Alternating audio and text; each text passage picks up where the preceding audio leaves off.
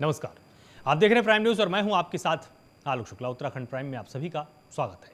उत्तराखंड सरकार 11 अप्रैल को बड़े स्तर पर प्रदेश भर में स्कूल चलो अभियान की शुरुआत करने वाली है। कार्यक्रम में बच्चों को निःशुल्क किताबें वितरित करने के साथ ही सरकारी स्कूलों में प्रवेश के लिए प्रोत्साहित किया जाएगा। शिक्षा मंत्री धन सिंह रावत ने बताया कि स्कूल चलो कार्यक्रम के लिए सभी तैयारियां पूरी कर ली गई हैं। प्रदेश भर के स्कूलों में विभिन्न कार्यक्रम आयोजित किए जाएंगे। इस दौरान बच्चों को निःशुल्क किताबें वितरित करने के साथ ही इस बार सरकार ने निर्णय लिया है कि सरकारी स्कूलों से संबंध 4 लाख से ज्यादा बच्चों को भी किताबें वितरित की जाएंगी।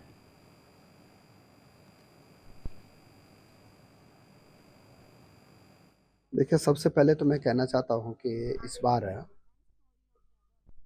स्कूल चलो अभियान हमारा 11 अप्रैल से शुरू हो रहा है और पूरे प्रदेश में 11 अप्रैल को एक बहुत बड़े कार्यक्रम सभी स्कूलों में हम आयोजित कर रहे हैं। पहली बार राज्य सरकार ने जो हमारे सरकारी स्कूलों में बच्चे पढ़ते थे उनको तो हम किताबें फ्री देते थे। इस बार जितने एडेड स्कूल हैं उनके भी लगभग 4 लाख से ज़्यादा बच्चों को इस बार किताबें हम फ्री दे रहे हैं और किताब देने का अभियान भी हम उसका टेंडर हो गया है, एमओयू हो गए हैं और बहुत जल्दी जो है स्कूलों में किताबें पहुंच जाएंगी और बच्चों को सभी स्कूलों में निःशुल्क किताबें इस बार दी जाएंगी। इस बार चूँकि 4 लाख बच्चों को अतिरिक्त किताबें देनी थी। उत्तराखंड की धामी सरकार ने आज बड़ा फैसला लिया है। प्रदेश सरकार ने हर साल 4 नवोदित उदीयमान लेखकों को साहित्य गौरव सम्मान से सम्मानित करने का फैसला किया है। इसको लेकर सचिवालय में मुख्यमंत्री पुष्कर सिंह धामी की अध्यक्षता में एक अहम बैठक भी हुई है।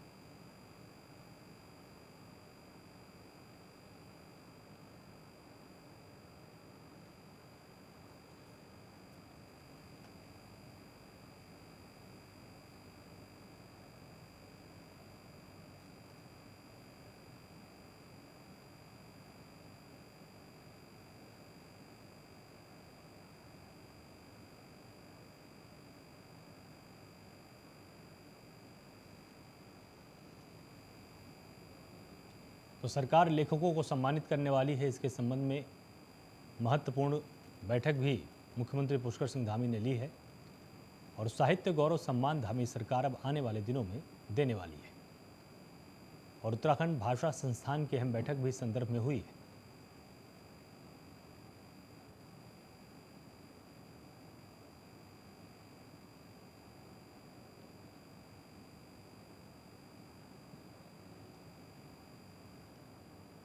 और सरकार तमाम उदीयमान लेखकों को सम्मानित करेगी और इसके साथ ही भाषा के ऊपर भी, लोक बोली के ऊपर भी संस्थान और भी गंभीरता से कार्य करने वाला है।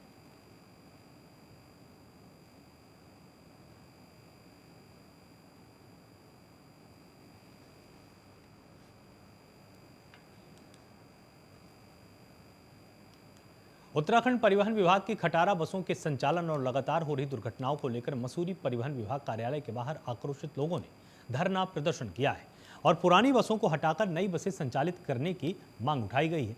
साथ ही अनुभवी चालक और परिचालक को मसूरी की बसों में नियुक्त करने और बसों की तेज गति पर रोक लगाए जाने की मांग भी उठाई गई है।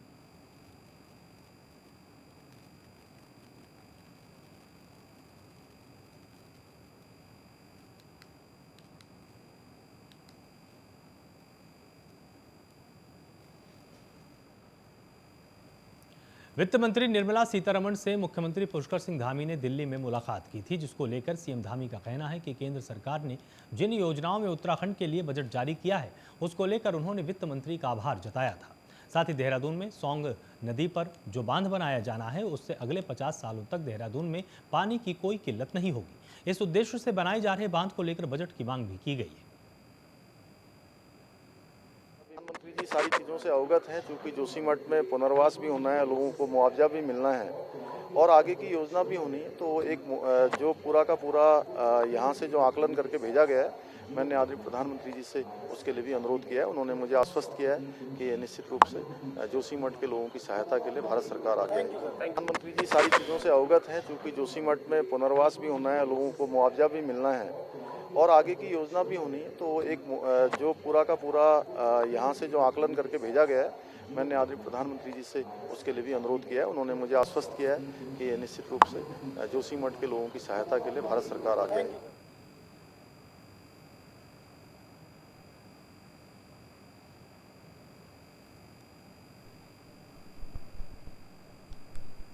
बाल संरक्षण आयोग की पूर्व अध्यक्ष उषा नेगी राजधानी देहरादून के दून मेडिकल अस्पताल नरेंद्र शाह मामले को लेकर पहुंची।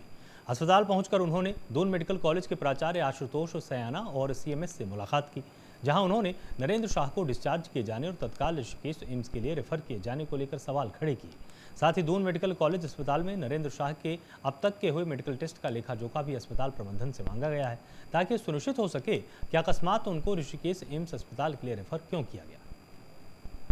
पता नहीं था कि इनको ऑल ऑफ सडन छोड़ा जाएगा एंड जो उसने इस तरह से बहानेबाजी की है, मैं इसको सीधा सीधा कहती हूँ कि जिस तरह से वो एडमिट हुआ वो एक सारी नौटंकी थी और बाकी कुछ नहीं था। और दूसरी बात ये कि क्या नाम है, अगर उसको छोड़ना था तो हमारा कहना ये था कि आप ये बताइए कि मेडिकल बुलेटिन क्यों नहीं इसके लिए जारी किया गया और क्यों नहीं बताया गया, ताकि कम से कम हम लोग भी इस विषय पर बात कर सकते हैं।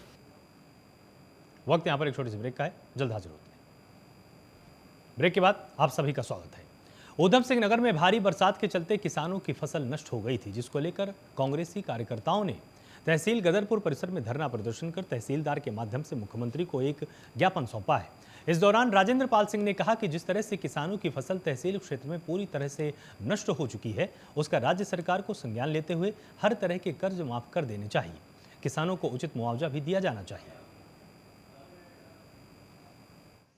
पूरी जो वीट प्रोड्यूसिंग बेल्ट है नॉर्थ इंडिया की, अत्यधिक बारिश से, ओलावृष्टि से और आंधी तूफान से पूर्णतः नष्ट हो गई है। उसके लिए हम मुआवजे की मांग के लिए यहाँ उपस्थित हुए हैं। तहसील के माध्यम से हमने मुख्यमंत्री जी को एक ज्ञापन भेजा है कि जो हमारा किसान का नुकसान हुआ है उसको कंपनसेट किया जाए, उचित कंपनसेशन हम सबको मिले।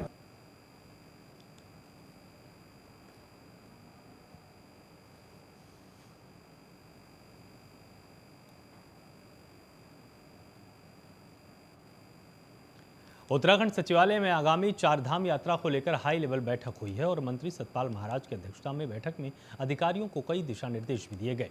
सतपाल महाराज ने बताया कि बैठक में कई महत्वपूर्ण निर्णय हुए हैं। इनमें अब चारधाम यात्रा में चलने वाले घोड़े खच्चरों को पीने के लिए गर्म पानी की व्यवस्था की जाएगी। इसके साथ ही हेली सर्विसेज की टिकटों को ब्लैक करने वालों पर सख्त कार्रवाई करने के निर्देश दिए गए हैं। इसकी शिकायत के लिए टोल फ्री नंबर भी जारी किया गया है।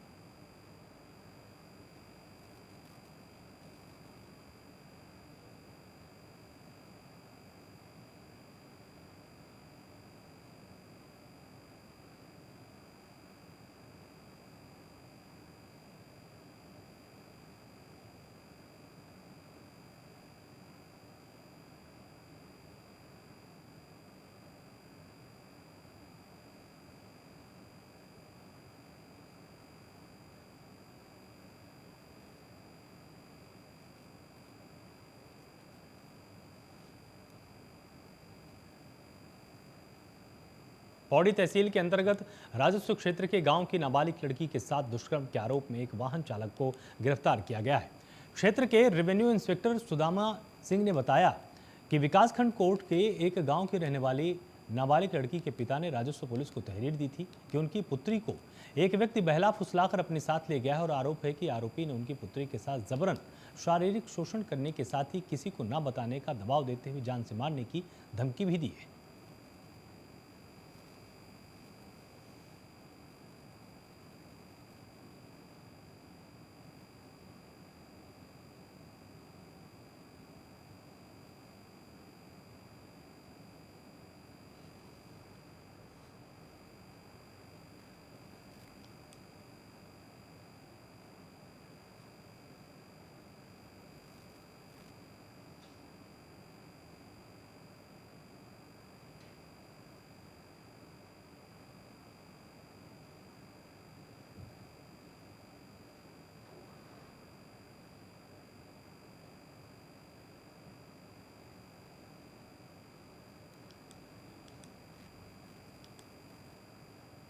उत्तराखंड राज्य के 5वें धाम श्री हेमकुंड साहिब जी के कपाट खुलने की तारीख का ऐलान हुआ है। इस साल 20 मई 2023 से पवित्र श्री हेमकुंड साहिब जी की यात्रा शुरू होगी।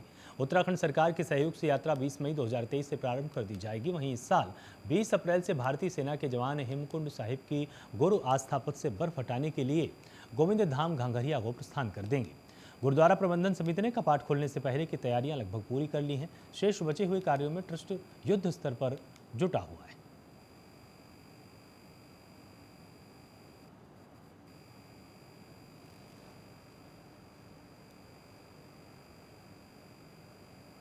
मुख्यमंत्री पुष्कर सिंह धामी ने अपने दिल्ली दौरे को लेकर बताया कि पीएम से उनकी मुलाकात हुई और इस दौरान उन्होंने सरकार के कार्यकाल और काम को लेकर विस्तृत जानकारी दी है।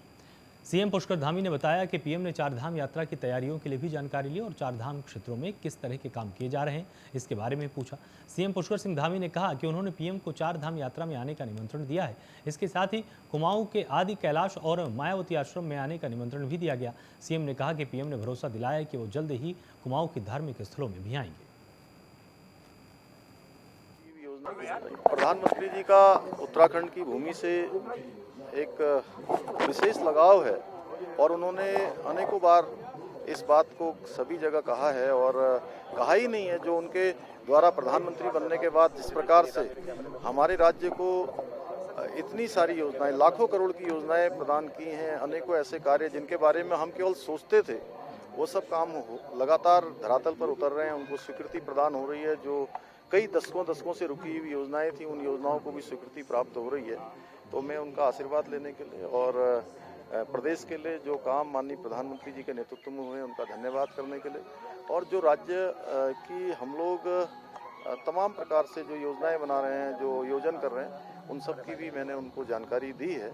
और साथ ही साथ चारधाम यात्रा प्रारंभ होने वाली है और चारधाम यात्रा का निमंत्रण दिया है और साथ में आदि कैलाश और मायावती आश्रम आने का भी निमंत्रण दिया है। उन्होंने कहा है निकट रूप में निश्चित रूप से आगे जो है जब भी उनके कार्यक्रम यहाँ बनेंगे तो मैं समझता हूँ कि प्रधानमंत्री जी आएंगे।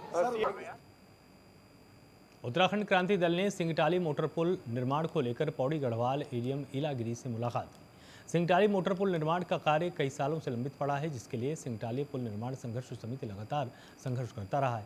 इस पुल निर्माण के बाद कई गांवों के लोगों को लाभ मिलेगा और इसके साथ ही कुमाऊं और गढ़वाल की दूरियां भी कम होंगी। एक ज्ञापन सौंपा गया है सिंगटाली पुल के संबंध में, जिसमें उनके द्वारा एक मांग की गई है पुल की, जो भी नियमानुसार उसमें कार्रवाई कर ली जाएगी। अभी ये जो सिंगटाली मोटर मार्ग पड़ता है यहाँ पे यमकेश्वर ब्लॉक में, वहाँ के लोग काफ़ी सालों से 15-16 सालों से इस पुल के निर्माण के लिए मांग कर रहे हैं। जबकि इस पुल के एक बार स्वीकृति भी हो चुका था, फिर कैंसिल हो चुका है पुल, और इस पुल के लिए आज हमने ज्ञापन दिया है। और दो मांगे और है हमारे सत्तरखाल क्षेत्र में धर्री पुखरी ली गाँव पड़ता है और अभी तक उस गाँव में सड़क नहीं पहुँच पाई है। और जब वहाँ कोई बीमार पड़ता है तो बड़ी मुश्किल के साथ उनको लाना पड़ता है, सड़क में बड़ी दिक्कत। और उत्तरकाशी में चारधाम यात्रा व्यवस्थाओं की तैयारियों को लेकर जिलाधिकारी ने उत्तरकाशी से गंगोत्री तक का जायजा लिया। निरीक्षण के दौरान एसपी अपर्णा यदुवंशी भी मौजूद रही। निरीक्षण के दौरान सड़क मार्ग पर रखी गई निर्माण सामग्री को हटाने और सड़क मार्ग को समतलीकरण करने के निर्देश दिए गए। यात्रा के दौरान जाम की स्थिति उत्पन्न न हो, इसलिए जिलाधिकारी ने पुलिस प्रशासन को पुल के ऊपर वाहनों की पार्किंग नहीं करने का निर्देश दिया। आज गंगोत्री धाम का निरीक्षण किया गया है और जो यात्रा की तैयारियां चल रही हैं उनको भी देखा गया है। अभी कुछ निर्माण कार्य गतिमान हैं, जैसे शौचालय का चेंजिंग रूम, घाट पे कुछ कार्य चल रहे हैं और पूरी उम्मीद है कि यात्रा प्रारंभ होने से कुछ समय पहले ही उनको पूर्ण कर लिया जाएगा। और इसी प्रकार जो नगर पंचायत द्वारा साफ सफाई की व्यवस्थाएं की जा रही हैं उसके संबंध में भी उन्हें आवश्यक निर्देश दिए गए हैं और पूरी उम्मीद है कि यात्रा की व्यवस्थाएं बहुत अच्छी रहेंगी और इस चारधाम यात्रा में आने वाले सभी श्रद्धालुओं का जिला प्रशासन उत्तरकाशी की ओर से स्वागत है। वक्त यहाँ पर एक छोटे से ब्रेक का है, जल्द हाजिर होते हैं।